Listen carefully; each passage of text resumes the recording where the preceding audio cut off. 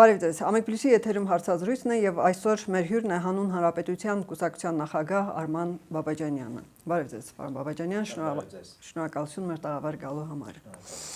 Դուք մասնակցում եք ընտրություններին այս անգամ առանձին ձեր կուսակցությամբ, թեև առանձին մարդկանց եք հրավիրել ձեր կուսակցություն, միայն ձեր կուսակցության անդամներով չեք սահմանափակվել, բայց այնուամենայնիվ դժվար չէ, դուք չունեք այն ռեսուրսները, ինչ ունեն օրինակ ընդդիմությունը, նախկին իշխանությունները, ֆինանսական եւ այլ ռեսուրսներ, ֆինանսականը, ինչը նաեւ գեներացնում է նաեւ մարդկային ռեսուրսներ եւ այլն, ինչու չգնացիք ավելի կոնսոլիդացված այսպես կոչված ժողովրդավարական ուժերի հարթակ կար, չէ, այդ հարթակի ուժերի հետ միասին, որ չփոշիացվեր ձայներ, եթե իսկապես այդպես կարող է լինել։ Նման վտանգ կա այնուամենայնիվ։ Մենք հույս ունենք, որ կկարողանանք կոնսոլիդացնել բավարար ձայներ եւ կկարողանանք մարդկանց այնպիսի հուսադրող ուղերձներ հղել, որոնք շոշափելի արդյունք կկարողանան ապահովել։ Մենք միշտ բաց ենք եղել կոնսոլիդացիայի համար եւ միակն ենք եղել այդ դաշտում, հատկապես Եվրաքվեի հաջող փորձը կրկնելու համար ջանքեր չենք խնայել, որպեսզի նաև մեր գործընկեր կուսակցություններին սթափության, այսպես հորդորներ ենք ուղղել, որպեսզի կարողանանք միասին հանդես գալ, բայց ընտրությունը եղել է իրենցը եւ մենք էլ գնացել ենք մեր ճանապարհով, այն անհատները, ում մասին դուք հիշում եք, մենք հայտարարել ենք, որ ընդլայնված ցուցակ ենք հայտարարում, որպեսզի կարողանանք նշանավոր ճանաչված մարդկանց նաև ներգրավել մեր ցուցակում եւ ցուցակը ավելի ներկայանալի դարձնել։ Մենք շատ երիտասարդ կուսակցություն ենք ի տարբերություն նաև գործընկեր այլ կուսակցությունների եւ առաջին անգամ ըստ էության մեր կուսակցությունը համապետական ընտրություններին է մասնակցում եւ մենք ապավինում ենք մեր ուժերին, մեր կարողություններին եւ շեշտը դնում ենք մեր սկզբունքների եւ համոզմունքների վրա եւ հույս ունենք, որ դա հաստատապես ավելի լսելի կլինի, որովհետեւ եղած թեկուզ սահմանափակ համեստ ռեսուրսները ուզում ենք առավելագույնս օգտագործել։ Ինչ վերաբերում է ձեր նշած այդ քաղաքական սուբյեկտներին, ովքեր ահռելի ֆինանսական, նյութական միջոցներ են դրել շրջանառության մեջ, մեր համոզմամբ այն ինչ որ այս օրերին էլ բացահայտվում է ընտրակաշառքի տեսքով, քյաշ փողի տեսքով, դրանք ուղղակի սահմանադրության դեմ հանցագործություններ են, դրանք պետությունը եւ իշխանությունը զավթելու թաքուն, թաքնված մեխանիզմներ են եւ պետության պարտականությունն է մեզ եւ բոլոր քաղաքական ուժերի համար հավասար պայմաններ ստեղծել նախընտրական, որպեսզի ապօրինի դրամական շրջանառությունները փողով մարդկանց կարիքները, կարիքավոր մարդկանց շահագործմամբ Հայաստանում ուրեմն ազատ կամ արտահայտման դեմ բռնություն չգործադրվի, որտեղ այն ինչ դուք նշում եք նախկինից մնացած շատ արատավոր պրակտիկա է, որին մենք ըստ էության նաև հակառակ ենք եւ պայքարելու ենք միջև վերջ, որտեղ կարծում ենք, որ այդ միջոցներով ուղղակի փորձ է արվում վերստին հարձակում գործել ժողովրդավարության նկատմամբ։ Չկա ժողովրդավարություն, չի լինելու հայկական պետականություն եւ այստեղ երկու կարծիք չի կարող լինել։ Իսկ մենք Հայաստանի ինքնիշխանությունը, Հայաստանի պետականությունը, պետականության հարատեվությունը երաշխավորելու համար ենք այստեղ։ Դուք ասում եք պետության պարտականությունն է հավասար պայմաններ ստեղծելու, ինչ պետք է անի պետությունը եւ արդյոք անում է պետությունը հավասար պայմաններ ստեղծելու ոչ միայն ձեզ համար, այլ ընդհանրապես բոլորի համար։ Մեզ համար պետք է պետության համար, պետության համար պիտի իշխանությունները բավարար կամք ինստիտուցիոնալ ուրեմն աշխատանք իրականացնեն, որպեսզի մենք հավասար պայմաններում քարոզարշավի անցկացման ուրեմն աշխատանքներ կարողանանք իրագործել։ Նախկին հետխորհրդային տարածքում չեք գտնի մի երկիր, որտեղ նախկին նախագահների այս ամբողջ ներկա պնակը շարունակում է մնալ քաղաքականության մեջ, անպատիժ մնալ քաղաքականության մեջ եւ չնայած միջազգային դատարանի նույնիսկ վճիռներին, որ այս մարդիկ հանցագործ են, որ այս մարդիկ կյանքի իրավունք են խախտել, որ այս մարդիկ ուղղակի անզեն ցուցարար են գնդակահարել։ Այս մարդիկ իրավունք չունեն ընդհանրապես ընտրություններին մասնակցել։ Մեր համոզմամբ իրավաքաղաքական գնահատական պիտի տրվեր առնվազն 2025 թվականի սեպտեմբերի 18-ին Մարդու իրավունքների Եվրոպական դատարանի կայացրած վճռից հետո եւ այն ամբողջ կուսակցությունները, որոնք 2008 թվականի մարտի 1-ին քաղաքական մեծամասնություն եւ կոալիցիա են կազմել, Հայեղափոխական դաշնակցություն, Հանրապետական եւ ուրեմն դաշնակցություն եւ Բարգավաճ Հայաստան։ Այս երեքը պատասխանատու են այդ օրվա իրադարձությունների համար։ Մարդիկ են գնդակարվել, պետությունն է գնդակարվել, ժողովրդավարությունն է գնդակարվել եւ այս մարդկանց չի կարելի թույլ տալ, որ իրենք ժողովրդավարական մեխանիզմներով գան շարունակել մեր ժողովրդին գնդակարել, ժողովրդավարությունը գնդակարել։ Այդ պիտի աներ պետությունը, որպեսզի հավասար պայմաններ եւ հնարավորություն տար մեզ նման երիտասարդ կուսակցություններին առաջ գալ եւ այլընտրանք դառնալ այս իրականության, այս ատելության եւ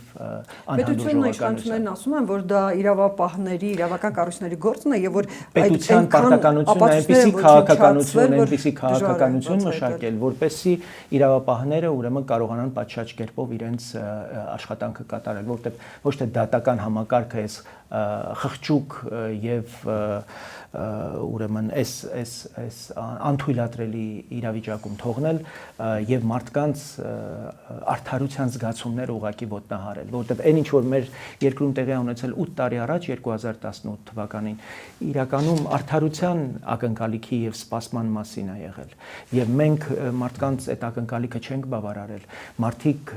ամեն օր ավելի հիասթափվում են դատական համակարգի այս խղճուկ վիճակից, որովհետև տեսնում են, որ դատական համակարգով չեն կարողանում իրենց արդարությունը վերականգնել, մարդիկ տեսնում են, որ իրենց դատական վեճերը ուղղակի անհեռանկար եւ անհուսալի, այսպես ժամանակներին է հանձնվում, որովհետև տարիներով ինչ որ վեճեր են քննարկվում դատական ատյաններում, բայց օրինակ դրա փոխարեն մարտի 1-ի գործով Ռոբերտ Քոչարյան, Սեյրան Օհանյան եւ բոլոր այս ամբողջ խումբը դատական վերջին նիստի ժամանակ փաստորեն նրանց հնարավորություն տրվեց ընտրություններից հետո շարունակել դատական նիստը։ Իսկ դատավորը ուղիղ համագործակցության մեջ է այս անձանց հետ։ Էլ չեմ ասում, որ ընդհանրապես դատական անկախության մասին խոսելը ծիծաղելի է, որովհետև նաև ես անձամբ այդ դատական իշխանության նաև զոհ եմ, 3.5 տարի անազատության մեջ եմ անցկացրել, որից հետո արդարացվել եմ, եւ այն դատավորը, որ ինձ ազատազրկել է 4 տարով, ինձից ներողություն է խնդրել սովորական սուպերմարկետում։ Ասել է, որ իրեն հրահանգել են այդ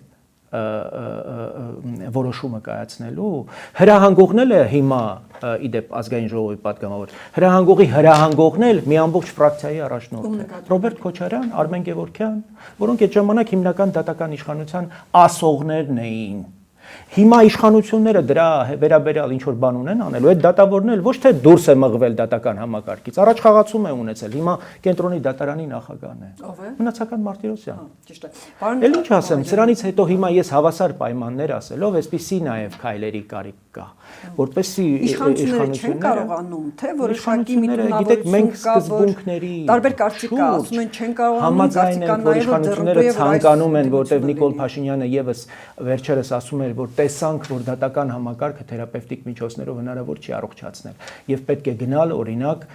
վիրահատական միջոցների։ Բա դրա մասին էի խոսում, նախորդ գումարման ազգային ժողովում մի նիստ չի եղել ազգային ժողովի, որ դրա մասին չխոսեն։ Ուրեմն 8 տարի պիտի անցներ, որ հասկանայիք, որ ձեր նշանակած արդարադատության նախարարները ուղակի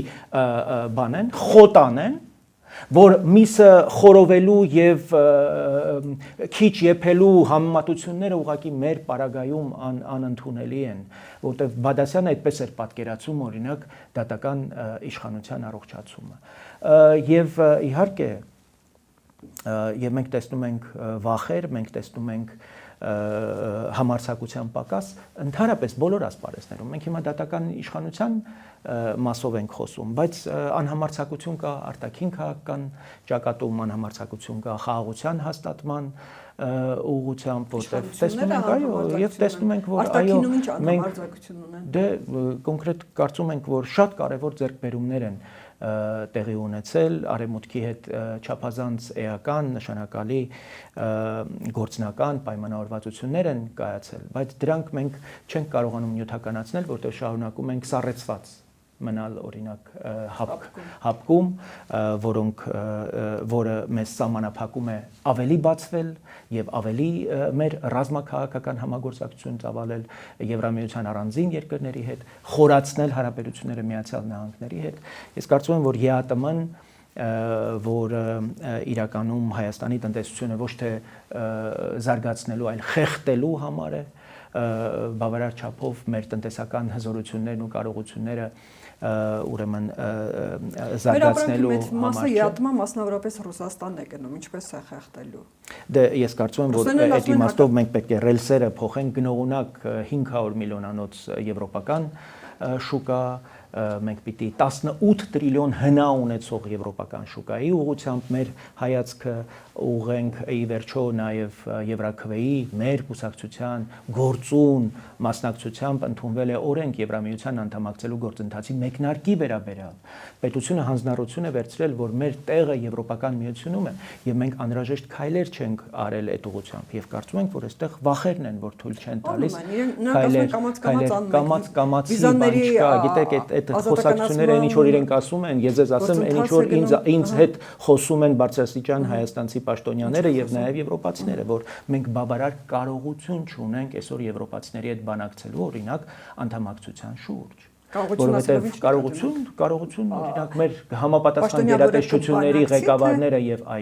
եւ նրանց պատասխանատուները չունեն բավարար գիտելիք եւ հմտություն եվրոպացիների հետ օրինակ անդամակցության շուրջ խոսելու։ Օրինակ Հայաստանը չունի Կախաբենդուկիձեի նման վրացի այդ տնտեսագետի նման մի պաշտոնյա, որը կստանձներ այդ պատասխանատվությունը եւ ենթակառուցվածքներ, տնտեսություն, արդարադատություն, իսկին համապատասխան այդ ամբողջ պալիտրայով, որպեսզի կարողանայինք ուրեմն համապատասխանեցնել մեր երկրի այդ անհրաժեշտ ստանդարտները եվրոպական։ Բայց իշխանություններն հիմա դուք ասում եք Ռուսաստան է գնում, Ռուսաստան շատ վատ է, որ Ռուսաստան է գնում, որովհետև Ռուսաստանը հիմա տեսեք ջերմուկի օրինակով քաղաքական ճնշում է գործադրում եւ ամեն անգամ ծիրանի եւ ամեն սեզոնին ինչ որ մի ծաղիկների առիթով եւ պեստիցիդներ են հայտնաբերվում եւ այլն եւ այլն։ Մենք չենք ուզում, որ մեր ուրեմն արտահանումը որևէ կերպ երրորդ երկրի կողմից օգտագործվի մեր դեմ քաղաքական ճնշման համար։ Մենք չենք ուզում, որ ուրեմն գազը օգտագործվի եւ գազի գինը այսպես կոչված $170, որը սուտ է եւ Պուտինը ստում է Նիկոլ Փաշինյանին, որ ասում են, որ մեզ $170 են տալիս, որտեղ իրենք բերում են սահմանից հետո ի վերջո սպառողը $400 փող է տալիս դրա համար։ Եկեք այս ճշմարտության մասին խոսենք եւ դիվերսիֆիկացման մասին, որ իշխանությունը այդքան խոսում է, իրական քայլեր անեն այդ ուղղությամբ, որտեղ հիմա ոչ մի խոչընդոտ չկա, որպեսզի մենք Ղազախստանից, Թուրքմենստանից եւ Ադրբեջանից գազ բերենք, ռուսական գազից կախված ենք շարունակում մնալ։ Մենք ոչ մի պարենային անվտանգության ուղղությամբ ոչ մի դիվերսիֆիկացիա չենք արել։ 80%-ը մեր ցորենի գալիս է Ռուսաստանից եւ դա եւս կարծում ենք, որ ազգային անվտանգության սպառնալիք է։ Այս քայլերի մասին է, որտեղ արտաքին բլոկում միայն խաղաղության մասին խոսելով խաղաղություն չի լինելու, որտեղ այդ պայմանավորվածությունները, որոնք երաշխավորում են այդ խաղաղությունը, TRIP, տեխնոլոգիաներ, էներգետիկ համագործակցություն, դրա համար անհրաժեշտ է, որպեսզի այս բոլորը կախված չլինի մի անձից, մի քաղաքական ուժից եւ մի ընտրական ցիկլից։ Հիմա երկիրը բերեք կախել եք այս 3 հանգամանքներից։ Չի կարող այդպես լինել։ Պետությունը պիտի լայն համերաշխություն եւ համախոհություն ունենա այնպիսի պայմանավորվածությունների շուրջ, որոնք տեղի են ունեցել օրինակ օգոստոսի 8-ին եւ դրանք գործնականանում են ըստ էության հիմա։ TRIP-ը ուղղակի այլընտրանք չունեցող պայմանավորվածություն է։ Դուք տեսել եք ինչեր են խոսում այս քաղաքական մյուս մեր մրցակիցները։ Գալու են ու ավիրեն այդ պայմանավորվածությունները։ Այսինքն այս քաղաքական ուժերը հանդես են գալիս պետության գոյության դեմ։ Իրենց միևնույնն է Հայաստանը կլինի ինչ որ ծայրագավառ, թե ուրեմն Թաթարստանի նման մի մարզ երրորդ երկրի կազմում։ Իսկ ես կարծում եմ, որ մեզ համար այսպես ելման կետ պիտի լիներ եւ ընդհանրապես քննարկման առարկա չպիտի լիներ Հայաստանի անկախությունն ու ինքնիշխանությունը։ Մենք այսօր 35 տարի անց անկախությունից պատկերացրեք ինչ խղճուկ իրավիճակում ենք։ Հերիք չի, որ մենք նախկին բոլոր նախագաներին շարունակում ենք հանդուրժել քաղաքական մեր միջավայրում։ Ասում եմ, հետխորհրդային տարածքից մի երկիր չեք գտնի, որտեղ այս տեսակ աղետ է, ոչ ժողովրդի կներեք, պետության պարտականությունն է, Ռոբերտ Քոչարյանի նման քաղաքական կենթանիներին, Սերժ Սարգսյանի նման հանցագործներին ընդհանրապես դուրս մղել քաղաքական մեր իրականությունից։ Աղվան Հովսեփյանի նման հանցագործը, գլխավոր դատախազը, որը ամբողջությամբ քաղաքական սպանություններ, հետապնդումներ ու բանտարկություններ են տեղի ունեցել, այդ մարդը ազատ շրջում է, դուք հասկանում եք ինչի մասին ենք խոսում։ Այդ երկրում, որտեղ Աղվան Հովսեփյանը ազատության մեջ է, դուք ուզում եք խաղաղություն, մեր իշխանությունը իր հանձնառությունները ժողովրդին արդարություն չի կարողացել տալ, կարող է խաղաղություն տալ, մենք կարծում ենք, որ մենք անելիք ունենք այս իմաստով, ասելիք ունենք այս իմաստով եւ ազգային ժողովի ամբիոնից այս հայտարարություններով մենք կարծում ենք, որ պիտի կարողանանք քաղաքական մեծամասնությանը աշխատացնել, որտեղ մենք չենք գալիս իշխանափոխության, ինչպես մյուս ուժերն են հայտարարում։ Մենք ասում ենք, որ մեր նպատակը ընդդիմության որակը փոխելն է։ Մեր նպատակը առաջին հերթին այս սպառնալիքը, որտեղ կարծում ենք, որ 1/3-ը իշխանության, որը ընդդիմության հատվածն է, պիտի առողջանա եւ մենք այդտեղ անելիք ունենք։ Մենք այս քաղաքական ամբողջ դասի, այս քաղաքական ամբողջ միջավայրի աղն ենք։ Առանց այդ աղի ճաշը թափվում է եւ դառնում անպետք։ Բավականին երկար մենախոսություն ունեցաք, ես չկարողացա ընդմիջել եւ տարբեր հարցեր առաջացան ինձ մոտ, ընդհանուր մինչեւ ստանդարտները,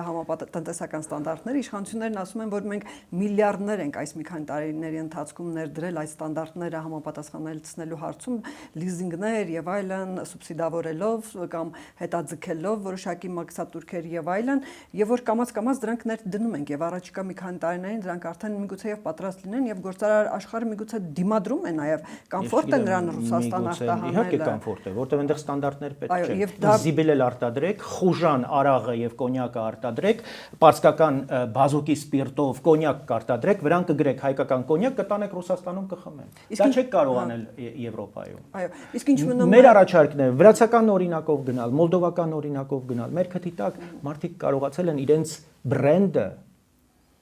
որը մենք պիտի անենք, այն ինչ որ կրումը հայկական պիտի լինի հայկական արտադրության։ Մենք գնացեք մեր խաղողի արտադրության վիճակը տեսեք։ Մարդիկ ուղղակի այգիներ են ոչնչացրել։ Պետության կարևոր անելիքը պիտի լիներ մեր ընդհանրապես խմիչք արտադրող բոլոր ձեռնարկություններին պարտադրել, գնացեք գյուղացիների հետ պայմանագրեր կնքեք, այնպես ինչպես Պերնո Ռիկարն է անում։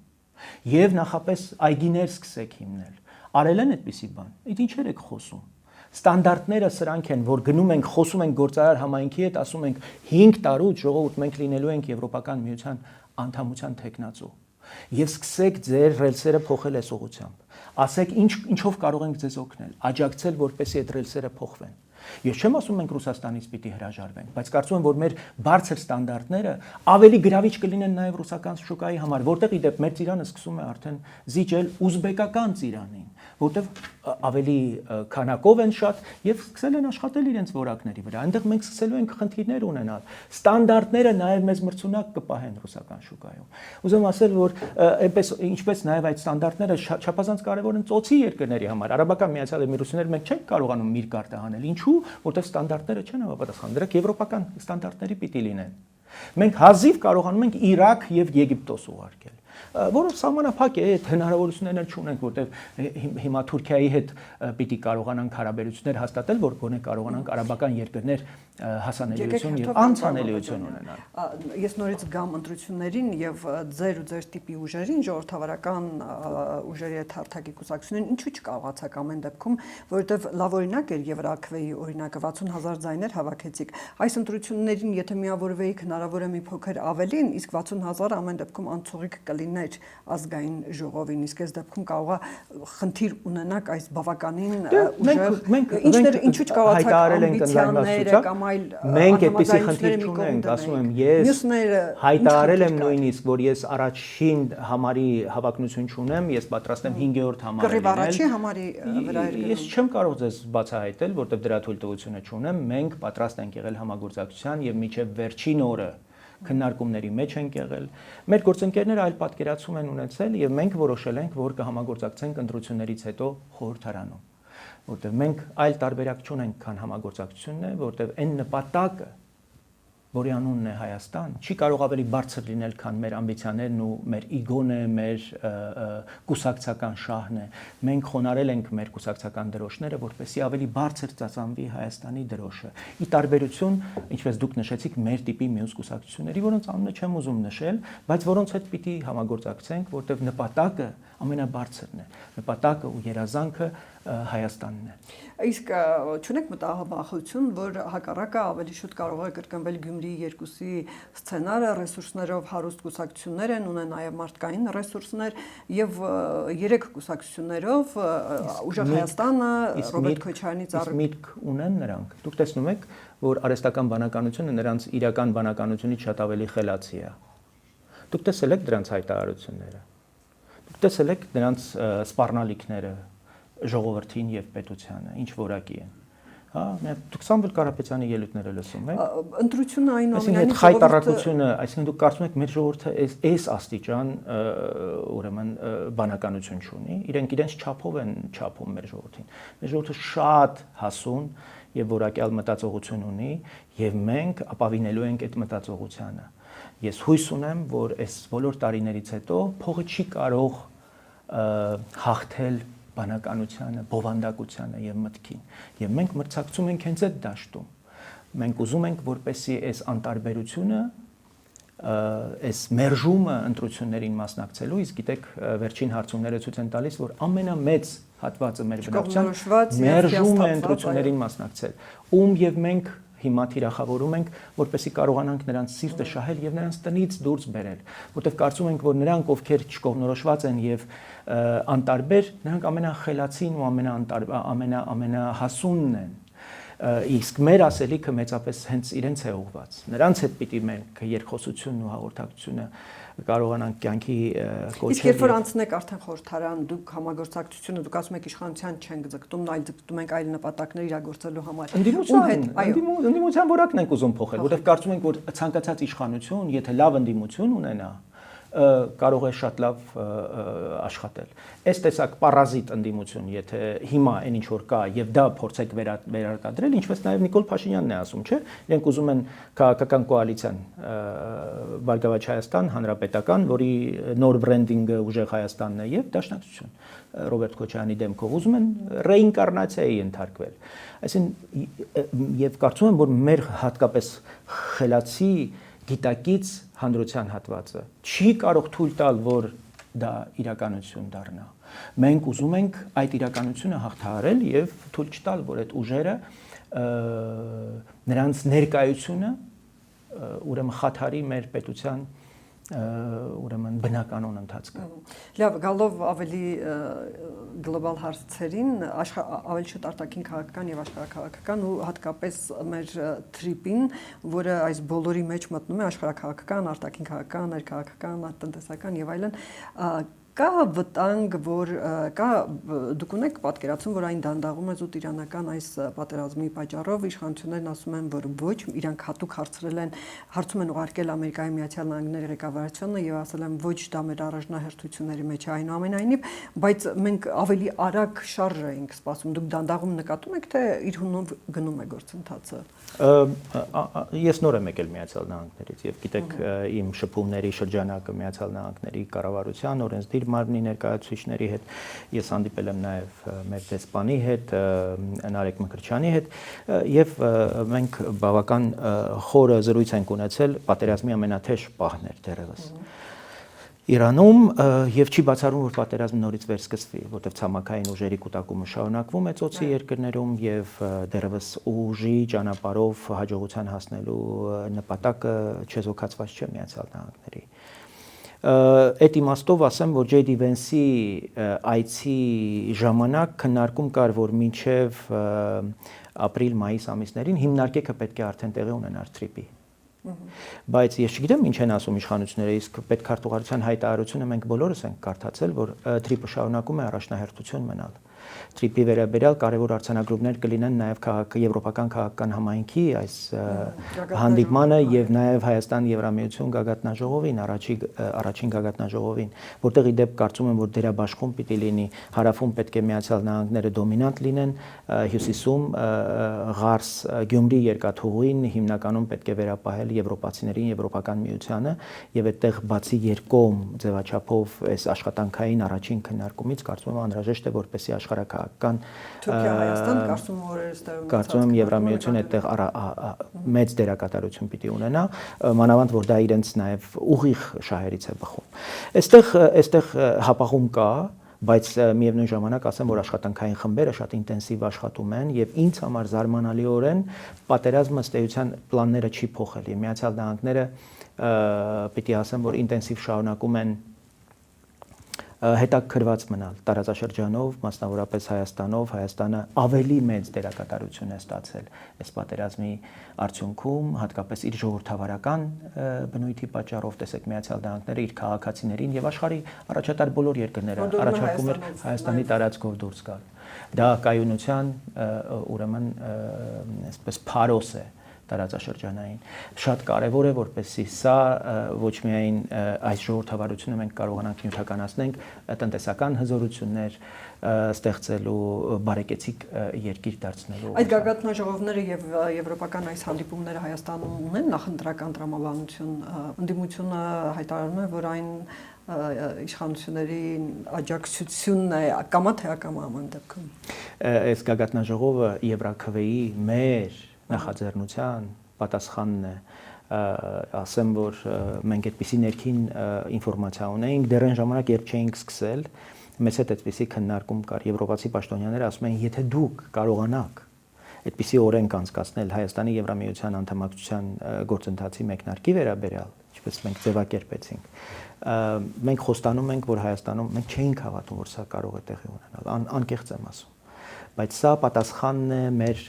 նախաձեռնության։ Եվ ես հպարտ եմ, որ դրանում մեր կուսակցությունը կարևոր ներդրում է ունեցել եւ մեր պետությունը, մենք չենք նայում, որ սա կուսակցական նախաձեռնություն է, մեր պետությունը շահել է դրանից։ Պետությունը շահում է, կուսակցությունը ուրախ է, երջանիկ է եւ մենք ամեն ինչ անելու ենք ի նպաստ մեր պետության, ոչ թե ի նպաստ մեր անձնական բարօրության եւ մեր կուսակցական շահերի։ Ինչ վերաբերում է ընդհանրապես այդ գագաթնաժողովներին, մենք տեսնում ենք, որ Ռուսաստանն է չափազանց զգայուն այս խնդրով եւ տեսնում ենք, որ ամեն կերպ փորձ է արվում արատավորել, այլասերել բուն նպատակը, որտեղ կարծում ենք, որ Հայաստան-Եվրամիություն առաջին գագաթնաժողովի անցկացումը հենց Երևանում ինքնին բոլորովին նոր կարգավիճակ է շնորհում Հայաստանին, քաշային կարգն է փոխում Հայաստանի եւ ավելի նյութականացնում եւ առարկայացնում է Հայաստանի եվրոպական ամբիցիաները։ Ասեմ, որ այս ընտրություններն են նաեւ կանխորոշելու Հայաստանը Եվրամիության ուղղությամբ որքան հաստատուն եւ որքան ավելի արագ ու խորքային քայլեր կիրականացնի։ Այս շրջանում նաև Ֆրանսիայի հետ ռազմավարական գործընկերության պայմանագիր պիտի կնքվի, իդեպ դա եղել է նաև մեր կարևոր պահանջներից, եթե հիշում եք Ֆրանսիայի արտգործնախարարի այցին ընդառաջ մենք արտգործնախարարության դիմաց բողոքի ակցիա իրականացրինք, նաև ցույց տալու թե Լավրովին ինչպես ենք մերժում եւ ինչպես ենք դիմավորում մեզ բարեկամ Ֆրանսիային, որի հետ մենք չունեինք այդպես էլ ստրատեգիական գործընկերության պայմանագիր։ Գերմանացիները նույնիսկ առաջ անցան ֆրանսիացիներից։ Եվ սա կարծում եմ Հայաստանի բաց թողումն է, Հայաստանը պիտի կարողանար օգտվել Ֆրանսիայի բարեկամությունից, լայնախոհությունից եւ մենք շատ ավելի վաղ պիտի այս պայմանագիրը ունենայինք։ Պական պաշտոնյաները մեր հետ զրույցում ասում էին, եթե դուք այդպիսի օրենք եւ այլն, բայց այնպես էլ չի, որ եվրոպական պաշտոնյաները մեզ խոստում են տալիս Եվրամիության անդամակցելու կամ հնարավորինս շուտ տեխնատու անդամ դառնալու։ Մենք ինչ ենք արել այդ ուղղությամբ։ Ես կարծում եմ, որ իշխանություններն ասում են քայլեր անում են, քանի անգամ են եվրոպացիները լեհերին մերժել Եվրոպական միության անդամ դառնալու։ Գիտեք, ինչ լուրջ դժվարություններ են եղել, այսօր պատկերացնում եք Եվրամիություն առանց Լեհաստանի։ Ես կարծում եմ, որ մեր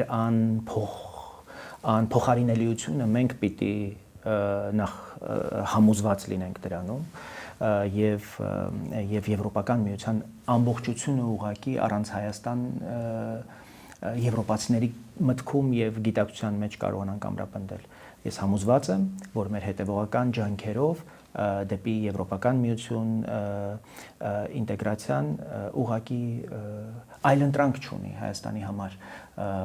անդամակցության ճանապարհ հարթելու, որովհետեւ իրականում մեր նման կոմպակտ երկրները դիմակայելու այլ մոդել չունեն աշխարհում։ Ինչու? Որովհետեւ եվրոպական միությունը միակ միությունն է, որտեղ ուժի իրավունքը չի պաշտպանվում, այլ իրավունքի ուժն է պահպանվում եւ պաշտպանվում։ Որտեղ Լյուքսեմբուրգը եւ Գերմանիան հավասար ձայնի իրավունք ունեն։ Մնացած բոլոր միությունները, որտեղ Հայաստանը գտնվում է, ուժի իրավունքն է պաշտպանվում, որտեղ մենք շանս չունենք դիմակայելու որպես կոմպակտ, որպես փոքր երկիր։ Հետևաբար մեր փոքրությամբ չպիտի չափենք մեր ապագան, հակառակը ես կարծում եմ, որ փոքրությունը ավելի շատ ճկունություն պիտի հաղորդի մեզ տարածաշրջանում եւ գլոբալ գետնի վրա ավելի մրցունակ լինելու։ Գալով թրիպին Իրանին, Ամերիկային, այդ պատերազմին եւ մեր հարաբերություններին, տեսեք, այս ակնհայտ է, մենակ միայն տպավորություն չի, որ այս պատերազմում Ամերիկան եւ Իսրայելը միգուցե նույնպես անակնկալի եկան Իրանի դիմադրողնակությանը հանդիպելու։ Հիմա դուք ասում եք երկրորդ этаպը կարող է սկսվել, բայց Իրանն էլ բավականին կուր դիմադրում է եւ օրինակ նման հայտարարություններ են հնչում, այս մեկը բավականին հետաքրքրեց 3 չի առաջի օրը Իրանի խորհրդարանի խոսնակ Մոհամմադ Բաղեր Ղալիբաֆը հայտարարել է, որ Իրանն այսօր էլ վերահսկելու է Հորմուզի նեղուցը եւ իր եւ հարևանների համար կգերաշխավորի խաղաղ ապագա զերծ ամերիկյան ներկայությունից եւ միջամտությունից։ Դա Իրանին չի վերաբերում, նաեւ հարևաններին, այդ թվում նաեւ Հայաստանին։ Գալիբաֆը ես չգիտեմ ինչքան իշխանություն ունի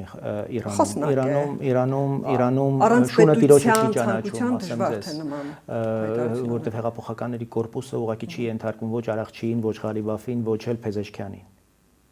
Նախ Իրանը պետք է ներսում հասկանա ով է պետության ղեկավարը, որտեղ պետության ղեկավարին ոչ ոք չի տեսել պատերազմից հետո։ Չկա պետության ղեկավար։ Հետևաբար նախ իրենք ես ուզում եմ, որ շատ ներսից արագ կողմնորոշվեն ով է իշխանություն, բայց ես տեսնում եմ նաև, որ Իրանի կողմից մեծ ցանկություն կա Միացյալ Նահանգների հետ իհարկե հարաբերությունները կարգավորել, որտեղ դա անխուսափելի է եւ տեսնում ենք, որ Իսլամաբադը այդ իմաստով Պակիստանը մեծ ջանքեր է գործադրում եւ կա արդեն ուղիղ հարաբերություններ, ուղիղ շփման այսպես օրինակ,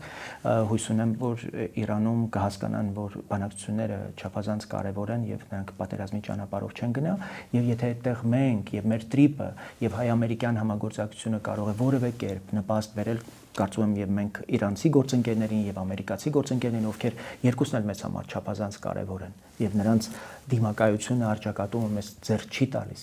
մենք պիտի կարողանանք օգտակար լինել նաեւ այդ իմաստով։ Ասում ինչի մենք չենք միջամտում, որ այդ պատերազմը կանգնի։ Զանգենք Իրանին եւ Թրամփին, ասենք կանգնեցեք պատերազմը։ Նաեւ Իրանը փորձում էր Հայաստանի դեմ լարել, ուրեմն տրիպը կյանքի կոչելու համար, ասելով որ դա Իրանի շահերին դեմ նախագիծ է, մինչդեռ մենք տրիպի համաձայնությունից առաջ արդեն կոմունիկացրել էինք իրանցիների հետ եւ իրանցիները հենց Հայաստանի մեջ էին տեսնում նաև իրենց այդ արևմուտքի հետ հարաբերությունները կարգավորելու հեռանկարներից մեկը։ Տեսեք, դուք ասացիք հյուսիսում հարավում ամերիկացիները տրիպով, հյուսիսում եվրոպացիները, բայց այս դեպքում էլ հյուսիսի տրիպից զատ տրիպը դեռ չկա եւ մնացած բոլոր երկաթգծերը պատկանում են Ռուսաստանին, Հայաստանը ցանկություն ունի դա կամ վերադարձնել կամ կոնցեսիան վաճառել։ Պատկանում Ռուսաստանին, պատկանում է Հայաստանին, կոնցեսիան պատկանում է ռուսներին եւ այդտեղ մենք քննարկելու հարց ունենք։ Ռուսները հրաժարվում են վաճառել կոնցեսիան, վերադարձնել Հայաստանին եւ վերականգնել հայկական երկաթուղին։ 2018 թվականին ահռելի քրեական վարույթ է սկսել հայկական երկաթուղիների դեմ եւ միայն մի քանի օրվա ուսումնասիրությունը ցույց տվեց մի $60 միլիոն խախտում։ Այսօր ռուսական երկաթուղիները չփակվեց, արկախվեց, չեն փակվում այդպիսի գործերը, երբ ուզեն իշխանությունների ժամանակ Լավրովը մռնչաց, իշխանությունները միանգամից սսկվեցին։ Իշխանություններին պետք է ուղղակի համապատասխան կամք եւ ես կարծում եմ, որ մենք կստեղծենք այդ կամքը նաեւ մեր ջանքերով, մեր ընդդիմադիր ներկայությամբ, որպեսզի այդ գործերը բացվեն եւ ռուսական երկաթուղիները, որոնք այս պահին $50 միլիարդ այս պահին կարիք ունեն, որպեսզի Ռուսաստանում։ Այս պայն իրենց կենտրոնում Մոսկվայի կենտրոնում իրենց պատկանող երկնաքերերն են հանել վաճառքի, որպեսզի կարողանան դիմանալ։ Ով է Ռուսաստանը, ով է ռուսական երկաթուղին, որ համաձայնվի որևէ պետության կոնցեսիան չվերադարձնել, այն դեպքում, երբ որ իրենց պարտականությունները չեն կատարում։ Այս պահին իրենք առնվազն 3 միլիարդ ներդրում պիտի անեն, որպեսզի այն կարևոր հանգույցները, որոնք որ այս պահին Հայաստանը։ Դուք հավանաբար մի քանի օր առաջ տեսել եք այն հայտարարությունը, որ Ռուսաստանը ասում էր կոնցեսիայի վաճառքի մասին, եթե մտածում եք, տեսեք, միայն կոնցեսիան արժի $250 միլիոն,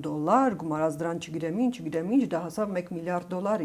Այսինքն այնուամենայնիվ գինել է ներկայացվում։ Մենք պիտի նաև այս ամբողջ տարիներին իրենց չարած աշխատանքները գնահատենք, իրենց կերած լափած կոռուպցիոն ամբողջ մեխանիզմները պիտի բացահայտենք եւ տեսնենք թե ով պիտի վճարի այդ կոնցեսիայի համար, Հայաստանը թե Ռուսաստանը։ Շատ հեշտ Ես ասեմ, որ եթե մեր իրավապահները, ասում եմ, մի քանի օրվա ուսումնասիրությունները 2018 թվականի, մի քանի օրում 60 միլիոն այսպես հայտնաբերել են օրինախախտումներ։ Նրանք ամեն տարի վնասներ են ցույց տվել, որպեսզի բյուջեից կարողանան այդ կոնցեսիայի տխրահարճակ Ռոբերտ Քոչարյանի վերջին նվերը հայ ժողովրդին արված այդ պայմանագրով նախատեսված կարգով բյուջեից ստանան այդ վնասները։ Պատկերացնում եք, այսինքն դու որևէ կերպ այդ ընկերությանը չես մոտիվացնում, որ ինքը շահույթով աշխատի։ Ինքը պիտի անընդհատ վնասով աշխատի, որտեղ պայմանագրով նախատեսված է վնասները պիտի Հայաստանի հարկատուն պիտի վճարի, պետք է համարձակ լինել։ Վախերը պարալիզացնում են ողջամտությունը եւ մեզ պետք է այդ վախերը պետք է հաղթահարել։ Իհարկե պետք է զգույշ լինել, պետք է սառնասիրտ լինել եւ հայկական ինքնիշխանությունը, Հայաստանի ինքնիշխանությունը, Հայաստանի պետականությունը եւ Հայաստանի խաղաղությունը երաշխավորող այդ կարևոր նախագիծը մենք պիտի կենսագործենք ռուսների համար, իհարկե դա դժբախտություն է, որտեղ ռուսները կոնֆլիկտների վրա են միայն կարողանում իրենց ազդեցությունն ու իշխանությունը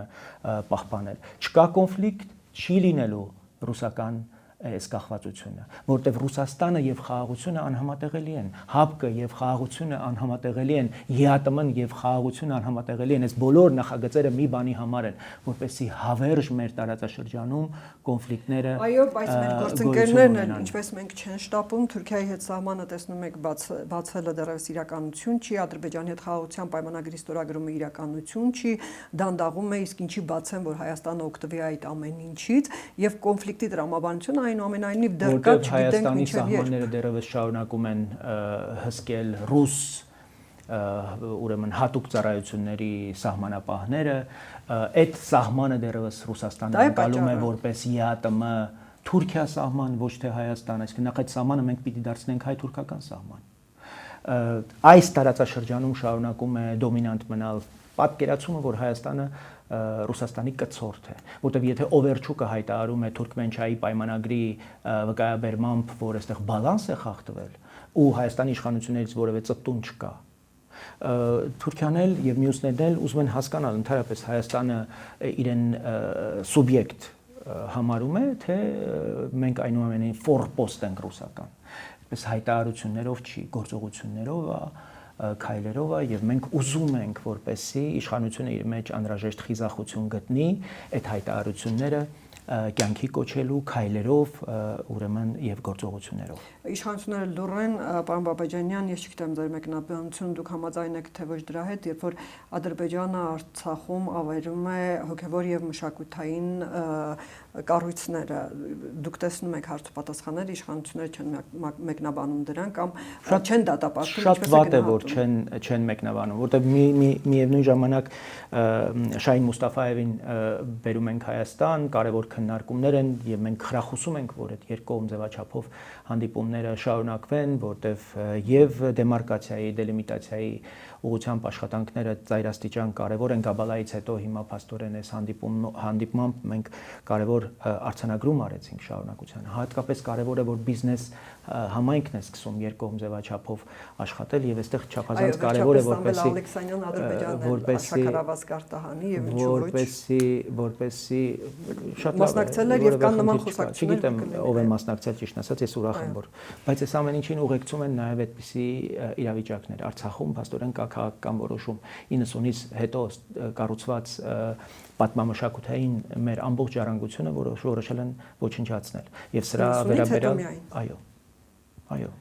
Ալիևը որոշել է այն ինչ որ կառուցվել է 90-ից հետո պիտի ոչնչացվի։ Դրանից առաջ որևէ բան նրանք որոշել են դրանից առաջ կառուցված բոլոր մեր սրբությունները ալբանիզացնել։ Դա էլ մի ուրիշ մարտահրավեր է։ Եվ այստեղ ես կարծում եմ, որ քաղաքական խիզախություն պիտի լինի, պիտի խոսենք, պիտի երրորդ երկրներին, Եվրամիությանը, Միացյալ Նահանգներին ներքաշենք այս խոսակցության մեջ։ Մենք չենք կարող խաղաղության մասին այսքան անպագորգոր հայտարարություններ անել, որոնք ուղեկցում են այս ծանր իրադարձություններով եւ մենք չենք կարող անտարբեր մնալ, որպեսզի ուղղակի առիթ չտանք Ադրբեջանին ուրեմն կոնֆլիկտը կրկին ուրեմն արտնացնել, որտեղ առաջիկայում ծանր այլ մարտահրավերներ կան, սահմանադրական հանրաքվե։ Իդեպ միակ մարդը, որ շահագրգռված է, որ այդ հանրաքվեն տեղի չունենա, որ սահմանադրությունը չփոխվի, դա Ալիևն է, որը իդեպ անընդհատ պահանջներ է ներկայացնում սահմանադրությունը փոխելու, որտեղ չփոխել սահմանադրությունը կնշանակի նրան շարունակել հնարավորություն տալ գրպանում ուղակի լեգիտիմ առիթ անընդհատ հայ ժողովրդին բնորոշել որպես տարածքային հավակնություններ ունեցող եւ ռևանշիստ եւ օրինակ ինչու՞ չէ հարմար պահ գտնել Հայաստանի վրա հարձակվելու։ Մենք այդ հնարավորությունից պիտի զրկենք Ալիևին, թույլ չտանք եւ պիտի գնանք այդ փոփոխություններին, բայց չպիտի սահմանադրական փոփոխությունները կապենք բացառապես պրեամբուլայի հետ եւ անկախության հռչակագրի հղման հետ։ Մենք որակապես նոր սահմանադրություն պիտի քննարկենք, ինստիտուտների որակը պիտի փոխենք, ընդհանրապես ուզում եմ, որ պետություն եկեղեցի հարաբերությունների հարցերը կարողանանք սահմանադրությամբ ամրագրել, Հայաստան-Սփյուռք հարաբերությունները պիտի այնտեղ ներկայացված լինեն, որտեղ այս վիճակը անհանդուրժելի է։ Եվ սա կարծում եմ մեր առաջիկա ամենամեծ մարտահրավերն է լինելու, քաղաքական դասի գլխավոր անելիքն է լինելու, իդեպ որի մասին գրեթե չի խոսվում։ Հայաստան-Սփյուռք ասելով ինչ նկատի ունեք, երբ սահմանադրության մեջ ամրագրելը։ Ես ուզում եմ, որպեսզի մենք արևմտահայերենը ուրեմն սահմանադրությամբ ամրագրենք որպես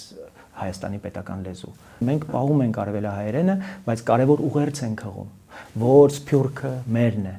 որ Հայաստանը հայտարարում է այդ քայլով, որ մենք տեր ենք Սփյուռքին, մենք տեր ենք Սփյուռքին, ոչ թե սպասում ենք նյութական աջակցություն, այլ պատրաստ ենք տալ Սփյուռքին որպես Հայաստան եւ դառնալ ցեները թող կտրեն այդ ընդդիմադիրները։ Մենք գիտենք ում են իրենք նկատի ունեն։ Իրենք ուզում են Ռուսաստանի հայությանը ընտրություններին մասնակից դարձնեն, որպեսզի Ռուսաստանի հայությունը որոշի մեր ճակատագիրը։ Կներեք, ժամանակին ես դրա աջակիցն եմ եղել, դրա հիմնական նաև խորհրդարանում լոբիստն եմ եղել, բայց հասկացել եմ, թե ինչ սոսկալի մարտահրավեր կարող է դա ստեղծել մեր պետության գոյության համար։ Եվ իհարկե մի կողմ ենք դրել, որտեղ այդպիսի քննարկում ենք ունեցել նախորդ գումարման ազգային ժողովում, բայց հիշեք, թե օրենքը ով է սահմանափակել։ Ռոբերտ Քոչարյանը, որտեղ Լոս Անջելեսում 2003 թվականին այն ընտրությունները, որ մենք կազմակերպեցինք Յուրա Վարդանյանի հետ, այդ ընտրություններում Ռոբերտ Քոչարյանը ուղղակի ջախ-ջախիչ պարտություն կրեց Ստեփան Դեմիրճյանից 97% ձայն տարավ Ստեփան Դեմիրճյանը։ Եվ դրանից հետո Ռոբերտ Քոչարյանը ուղղակի արգելեց, որպեսզի արտերկրում Հայաստանի քաղաքացիները իրավունք ունենան ընտրելու։ Թե Ռոբերտ Քոչարյանն է այդ սահմանափակումը դրել։ Այնպես որ այնպես որ լավ, եթե դուք ասում եք Ալիևն է ցանկանում, Ալիևի ցանկությունն է, որ սահմանադրական փոփոխությունները չլինեն եւ ինքը ունենա լեգիտիմ առիթ, այդ դեպքում երբ եք պատկերացնում ամեն ինչ շատ հեղեղուկ է, երբ եք պատկերացնում խաղաղության պայմանագրի ստորագրումը։ Նա առերևույթ պահանջում է սահմանադրական փոփոխություններ։ Մեզ հաջողվելու է արդյոք դեմոկրատական ուժերով խորհրդարանում ձևավորել սահմանադրական մեծամասնություն։ Հարցերի հարցը սա է։ Կլինի սահմանադրական մեծամասնություն, ուրեմն մենք ունենանք հանրաքվե անցկացնելու գոնե հնարավորություն։ Չի լինի սահմանադրական մեծամասնություն։ Այդ հարցում կոժանդակետ իշխանություններին։ Իհարկե, սահմանադրությունը պիտի փոխվի եւ եթե դա հիմա խոչընդոտն է խաղաղության հաստատման, կարծում եմ մենք պետք է գնանք այդ փոփոխություններին եւ այդտեղ մենք ավելի շատ բովանդակային քննարկման կողմնակից ենք սահմանադրական փոփոխությունների, ինստիտուցիոնալ կառույցների, ես օրինակ արտաքին բլոկում փոփոխությունների կողմնակից եմ, որպեսզի դեսպանները գան խորհրդարան եւ արտաքին հարաբերությունների հանձնաժողովին փակ, բաց ընթացակարգով իրենց հաշվետվությունները տան տարեկան կտրվածքով։ Նշանակումներից առաջ գան անպայման խորհրդատվական օրինակ կարծիքի հետևից խորհրդարանում, ինչ խորհրդարանական կառավարման երկիր է, որտեղ խորհրդարանը ոչ մի ձայնի իրավունք չունի։ Հասարակությունը պիտի մասնակցի այս գործընթացներին։ Ամեն երկրում դեսպանը պիտի հաշվետվություն տա, թե այդ երկրի հետ մենք ինչ շահեր ունենք, ինչ պոտենցիալ ունենք շահերի եւ ինչով է ինքը զբաղված այդ մի տարվա ընթացքում։ Օրինակ, այսպիսի փոփոխությունները ծայրաստիճան կարեւոր են։ Ընդհանրապես քաղաքական նշանակումները դեսպանների պիտի քվոտավորվեն։ Մասնագետներին հնարավորություն տան, որպեսզի ավելի շատ ներկայացված լինեն ուրեմն մեր արտաքին ճակատում։ Այս կարևոր հարցեր են։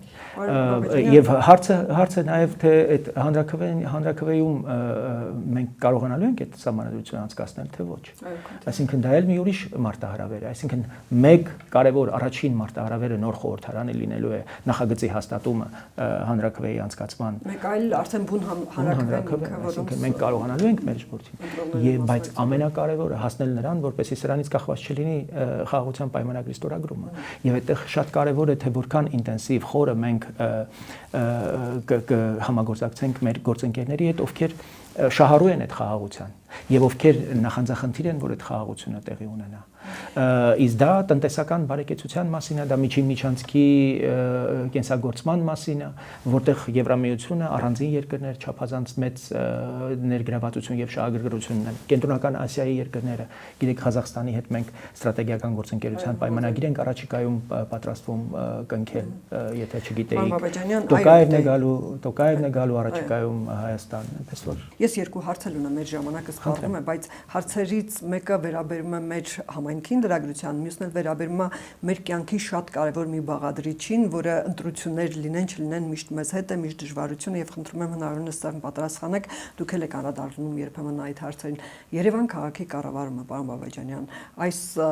շատ խելահեռ կառուցապատումը, որը նախկիներից եկավ, մենք մտածում ենք կանոնակարգվի հեղափոխությունից հետո, բայց հեղափոխությունից հետո շատ ավելի շատ այդ շինթույլտվությունները, վայրիվեր առանց հաշվի առնելու ենթակառուցվածքների կարողությունները, խցանումները եւ ընդհանրապես բոլոր քաղաքի բոլոր ենթակառուցվածքները, այո, ես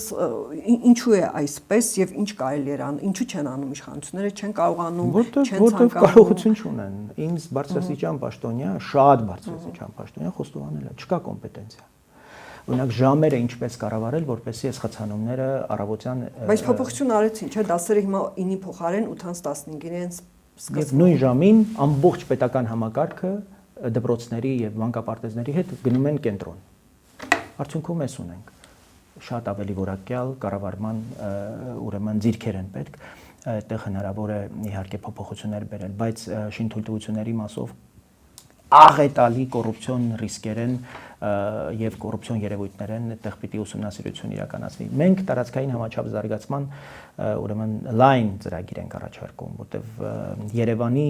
հանրապետություն է, սա Հայաստանի հանրապետություն չէ, սա ռախիտ, գիտեք, հիվանդություն կա, մեծ գլխով փոքր մարմնով ուրեմն օրգանիզմը երկար կյանք չի կարող ունենալ։ Մենք առաջարկում ենք, որպեսզի պետական այն գերատեսչությունները, որոնք ուղիղ շփում չունեն ֆիզիկական քաղաքացիների հետ, դրանք պիտի Երևանից դուրս դրվեն։ Սահմանադրական դատարանը որևէ բան չի լինի, նրա հետ չի պատահի, եթե իրենք տեղափոխվեն Չարենցավան։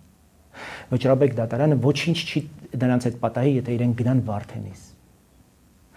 Վարդենիսում հասարակ սրճարան չկա, որ մարդիկ կարողանան իրենց ստացած աշխատավարձը ծախսել։ Օրինակ կնոջ հետ գնա մարդը սրճարան։ Եվ հետեւաբար Վարդենիսում ավելի քիչ Վարդենիսցի է մնացել, քան Երևանում կա։ Եվ Վարդենիսում մարդը 10000 դրամով չի գնում աշխատելու, Վարդենիսին գալիս է Երևան 10000 դրամով աշխատում է։ Մենք խորը կարողանում զարգացնել, թե որովհետև ենթակառուցվածքներ են պետք, որովհետև շարժ է պետք, մշակույթ է պետք, կյանք պիտի տեսնեն մարդիկ։ Այս մագնիսի պես ամբողջ Հայաստանը կենտրոնացնել Երևանի վրա ուղղակի կործանարար է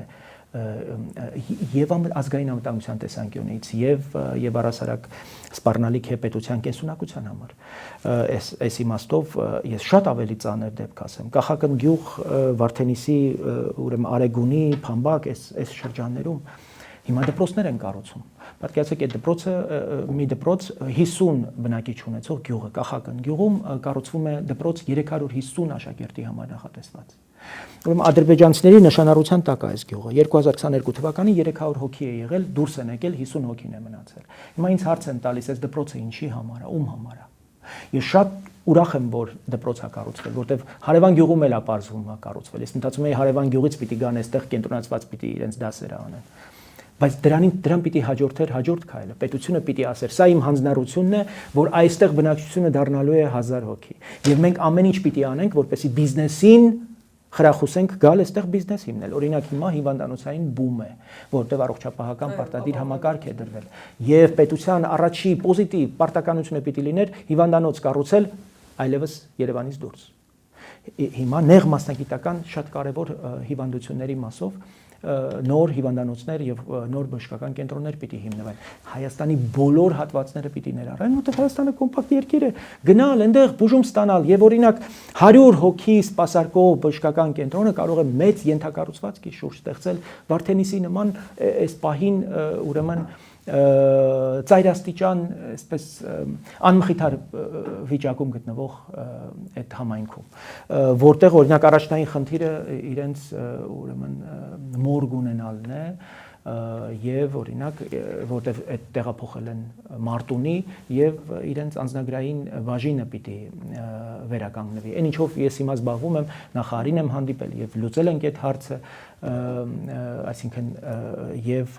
անձնագրային հարցն ենք լուծել փոխնախարար Արմեն Ղազարյանի հետ։ Այս հարցերն են ծայրաստիճան կարևոր։ Եվ տարօրինակորեն ասեմ, անվտանգություն, խաղաղություն, այս հարցերը երկրորդ պլան են մղվել։ Մենք քաղաքացիների հետ խոսում ենք իրենց հանապազօրյա գյուղմթերքի մթերման հարցը այսօր ավելի կարևոր է, քան օրինակ անվտանգության կամ սահմանային հարցերը։ Մի հարց էր, պարոն Բաբաջանյան, դուք երկար տարիներ ղեկավարել եք լրատվամիջոց եւ կարդացի կերեք